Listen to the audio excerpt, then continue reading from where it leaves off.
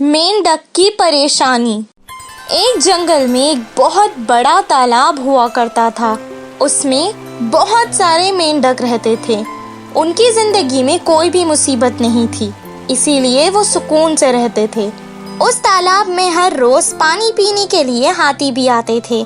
जब भी वो हाथी पानी पीने आते तो सब इकट्ठा बातें भी करते थे। मेंढक उनकी बातें बड़ी गौर से सुनते थे।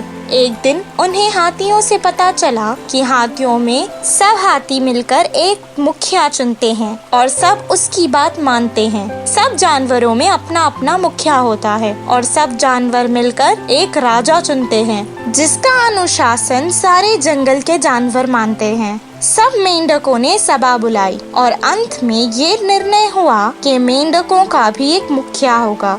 वो सब मिलकर जंगल की देवी की पूजा करने लगे। अचानक वो देवी वहाँ प्रकट हुई। उनमें से एक मेंढक बोला, देवी माँ, सब जानवरों की तरह हमें भी एक मुखिया चाहिए। देखो, ये सब कुछ आराम से चल रहा है, तो फिर मुखिया की क्या जरूरत है? हाथी जैसे बड़े जानवरों का भी मुखिया है, तो फिर हमें भी एक मुखिया होना चाहिए। ठीक है, फिर तुम आपस में किसी को मुखिया बना लो। नहीं, हमारा मुखिया हम में से नहीं कोई और होगा। वो मेंढक जिद करने लगे। मेंढकों के भोलेपन से देवी सोच में पड़ गई। कुछ देर बाद उसने तालाब में एक मटका छोड़ा और गायब हो गई। वो मटके को ही अपना मुखिया मानने लगे, उसे दूर रहने लगे। कुछ दिन बाद जब उन्हें पता चला कि वो एक साधारण मटका था, वो उसके साथ खेलने लगे। तभी एक मेंढक ने कहा, दोस्त, क्या मुखिया ऐसा होता है? उन्हें ये मुखिया अच्छा नहीं लगा। फिर से वो देवी माँ की पूजा करने लगे। फिर से देवी प्रकट हुई। देवी माँ, हमें ये मुखिया बिल्कुल पसंद नहीं आया। किसी और को हमारा मुखिया बनाइए।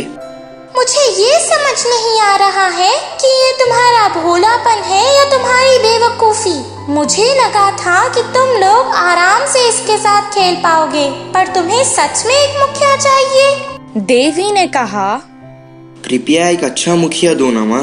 मेंढकों ने कहा।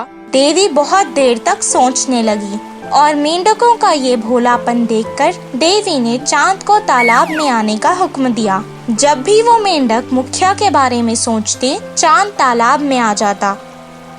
चांद के साथ वो मिलजुल कर खेलने लगे। कहते हैं ना, ज्यादा मीठा भी अच्छा नहीं होता। वैसे ही उन्हें इतना अच्छा चांद भी पसंद नहीं आया। वो फिर से देवी की पूजा करने लगे। देवी वहाँ फिर से प्रकट हुई। क्या हुआ? अभी तक आपने हमें सिर्फ अच्छा मुखिया दिया है, कोई सख्त शासन करने वाला मुखिया दो ना माँ। तुम बेवकूफ हो। मुखिया आज तक किसी को पसंद नहीं आया है। सब अपनी मर्जी की जिंदगी जीना चाहते हैं। मैंने तुम्हें 2 बार भी अच्छे मित्र के रूप में मुखिया दिए हैं, ये तुम्हें पसंद नहीं आए? देवी को गुस्सा आ गया। माँ, हमें मुखिया चाहिए, कृपया हमें मुखिया दे दो ना। वो समझ चुकी थी कि ये अब नहीं मानेंगे, इसीलिए उसने एक कौंगे को इनका मुखिया बनाकर वहाँ से गायब हो गई। कौंगा दूसरे मुखियों की तरह नहीं था, वो बहुत सख्त था। ये मुखिया मेंढकों को बहुत पसंद आया। हमारा मुखिया, तुम बहुत अच्छे हो। हमारे तुमसे भी पहले 2 मुखिया थे, पर तुम सबसे अच्छे हो। तुम बहुत सख्ती से अपना पद संभाल रहे हो। तुम्हारी ये तलवार की जैसी चोंच से तो हम सब डरते हैं। कुछ दिन तक वो इसी मुखिया की शक्ति से बहुत खुश थे, पर कौंगा उनसे कभी कोई बात नहीं करता था। वो हमेशा किनारे पर बैठकर उन्हें देखता था। जैसे ही कोई भी मेंढक उसकी तरफ आता, वो उसे पकड़कर खा जाता था। ऐसे ही हर रोज वो एक एक मेंढक खाने लगा। जैसे ही कुछ दिन बाद उन्हें पता चला कि उनके दोस्त मर रहे हैं, वो डर गए और अब वो कौंगे को पसंद नहीं करते थे। वो दोबारा देवी की पूजा करने लगे। ओ देवी माँ, हमें अब ये मुखिया नहीं चाहिए, हमें इसे बचाओ। लेकिन अब देवी माँ इनसे तंग हो चुकी थी, इसीलिए वो उनके सामने नहीं आई। इस कहानी से हमें ये शिक्षा मिलती है कि बेवकूफ को समझाने का कोई फायदा नहीं। तोते की सलाह। एक बार एक जंगल में एक शिकारी आया था। वो अपना जाल एक पेड़ के नीचे डालकर दूर बैठकर छुपके से उसे देखने लगा। कुछ देर बाद उसके जाल में एक बेचारा तोता फंस गया। ये देखकर शिकारी जाल के पास वापस आ गया। उसने तोते को अपने हाथ में लिया और कहा, आहा, ये तो बहुत स्वादिष्ट होगा। उस तोते को वो अपने साथ ले जाना चाहता था। तोते को उसकी बात सुनकर बहुत डर लगा, पर उसने हिम्मत जुटाई और कहा, ओ शिकारी, मैं इतना छोटा हूँ, अगर तुम मुझे खा लोगे तो ना तुम्हारी भूख मिटेगी ना तुम्हारा पेट भरेगा। तुम मुझे जाने दो, मैं तुम्हें 3 अनमोल सलाह दूंगा। पहली सलाह तुम्हारे हाथ पे बैठ के दूंगा, दूसरी सलाह थोड़ी दूर जमीन पर बैठ के दूंगा और तीसरी सलाह पेड़ के डाल पर बैठ के दूंगा। मेरी ये 3 सलाहों को अगर सुनोगे तो तुम अपनी जिंदगी खुशी से बिता पाओगे। तोते की बात सुनकर शिकारी कुछ देर सोचने लगा। हाँ, ये बात सही है।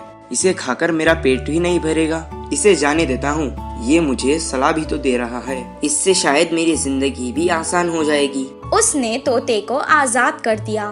तोता तुरंत उसके हाथ पर बैठ गया और कहने लगा, पहली सलाह ये है कि असंभव चीजों पे कभी विश्वास नहीं करना चाहिए। शिकारी इस सलाह के बारे में सोच ही रहा था कि तोता उड़ गया और दूर जाकर जमीन पर बैठ गया। दूसरी सलाह ये है कि जो गुजर गया उस पर कभी अफसोस नहीं करना चाहिए। तीसरी सलाह देने के लिए वो पेड़ की डाल पर बैठ गया और कहा, मेरे पेट में बहुत सारा सोना है, अगर तुम उसे ले लेते तो तुम्हारी 7 पीढ़ियां आराम से बैठकर खा सकती थी। उसने अपनी बातों से शिकारी को सोचने पर मजबूर कर दिया और कहा, मैंने तुम पर भरोसा किया था और तुमने मुझे धोखा दिया। शिकारी दुखी हो गया। उसे दुखी देखकर तोते ने कहा, तुमने मेरी सलाह नहीं समझी। मैंने कहा था ना, जो असंभव है उस पर कभी विश्वास नहीं करना चाहिए। मेरे इतने से पेट में सोना होगा ये तुमने कैसे विश्वास कर लिया? अगर मेरे पेट में सोना होता तो जब तुमने मुझे पकड़ा था तभी तुमने मेरा भार देखकर अंदाजा लगा लिया होता। तोते की बातें सुनकर शिकारी शर्मिंदा हो गया। जो गुजर गया उस पर कभी अफसोस नहीं करना चाहिए। मैंने कहा था ना तुमसे, अब मुझे छोड़ने का अफसोस क्यों कर रहे हो? शिकारी के मन की बात तोते से सुनकर अब वो और ज्यादा शर्मिंदा हो गया और कहा, ठीक है, मैं अब से तुम्हारी हर सलाह मानूंगा। अब तीसरी सलाह दे दो। ये सुनकर तोते ने कहा, चाहे कोई भी हमें कितनी सलाह क्यों ना दे, हमें जो चीज सही लगती है हमेशा वही करनी चाहिए। इतना कहकर तोता तुरंत वहाँ से उड़ गया। इस कहानी से हमें ये शिक्षा मिलती है कि अगर हमें किसी की सलाह से फायदा होता है तभी वो सलाह माननी चाहिए। पहाड़ी बंदर। एक गांव के पास एक बहुत बड़ा पहाड़ था। उस पहाड़ पर एक पेड़ था जिस पे एक बंदर रहा करता था। पेड़ पर बैठकर जब वो बंदर गांव को देखता तो उसे गांव के सभी घर छोटे छोटे खिलौनों के घर नजर आते थे।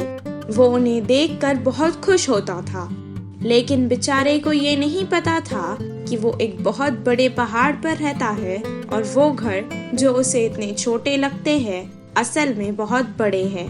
वो सोचता था कि इतने छोटे घरों में रहने वाले इंसान भी कितने छोटे होंगे। जब वो गांव के पेड़ पे घोंसले और जमीन पर चल रहे चूहों को देखता तो वो सोचता कि वो ही सबसे बड़ा है। वो सोचता कि जब वो गांव जाएगा तो वहाँ के छोटे छोटे इंसान और जानवर उसे देखकर डर जाएंगे।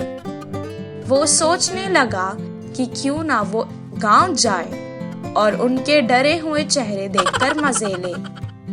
हर रोज उस पेड़ पर उसका कौवा दोस्त आया करता था। उसके साथ वो बहुत बातें करता था। ओहो कौवे दोस्त, मैं सोच रहा था कि मैं इतना बड़ा हूँ, क्यों ना मैं गाँव जाकर छोटे छोटे इंसानों को और जानवरों को देखूं। तुम भी चलो ना मेरे साथ। क्या कह रहे हो तुम? इन इंसानों से बड़े हो? इतना कहकर वो कौवा जोर जोर से हंसने लगा। तुम्हें क्या लगता है, अगर तुम गांव जाओगे तो क्या होगा? मेरा इतना बड़ा शरीर देखकर वो सब डर जाएंगे और क्या पता कुछ तो बेहोश भी हो जाएंगे। आहा, ऐसा कुछ भी नहीं होगा। वैसे मैं तो यहाँ वहाँ उड़ता ही रहता हूँ। मैं ये गांव बहुत बार जा चुका हूँ। अगर तुम ही जाना है तो तुम जाओ। पहली बार जा रहे हो, थोड़ा संभाल कर जाना। इतना कहकर कौवा उड़ गया। बंदर सोचने लगा कि शायद कौवा उससे जल रहा है। वो जब पहाड़ से नीचे उतरा तो उसने देखा कि वो छोटे घर असल में बहुत बड़े थे और वो छोटे इंसान सब बहुत बड़े थे। वो आश्चर्यचकित रह गया। किसी ने भी उस पर ध्यान नहीं दिया। सब अपने अपने कामों में व्यस्त थे। वो सारा गांव फिरने लगा और सोचने लगा कि कोई तो उसे देखकर डरेगा। पहाड़ से नीचे आकर बहुत देर हो चुकी थी। वो खाना ढूंढता हुआ यहाँ वहाँ घूम रहा था। तभी अचानक गांव के कुत्तों की नजर उस पर पड़ी। कुत्ते उस पर भौंकने लगे और वो सारा गांव अपनी जान बचाते हुए फिरने लगा। वो घरों के ऊपर कूद कूद कर अपनी जान बचा चुका था। उसे कौवे की बातें याद आने लगी। अपने आप को बहुत विशाल समझने वाला बंदर उन सब के सामने बहुत छोटा महसूस कर रहा था। उसका सारा घमंड टूट गया। वो वापस बचकर पहाड़ पर चढ़ रहा। बहुत मुश्किलों के बाद वो वापस पेड़ पर चढ़ गया। इस कहानी से हमें ये शिक्षा मिलती है कि भ्रम और हकीकत में बहुत फर्क होता है।